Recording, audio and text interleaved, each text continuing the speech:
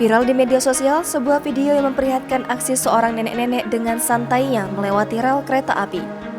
Salah satu yang mengunggah video tersebut yakni akun Instagram @terangmedia pada Jumat 25 Maret 2022.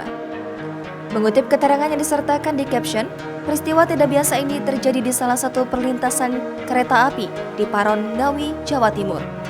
Beruntung, seorang petugas perlintasan segera menolong nenek itu, meski terlihat sedikit kesal sekaligus panik. Petugas itu segera menarik tangan sang nenek dan memberitahunya bahwa kereta api akan segera melintas. Aksi nenek-nenek itu pun sukses membuat warga yang ada di lokasi panik. Warganet pun turut menyoroti langkah santai sang nenek saat menyeberangi rel kereta api itu.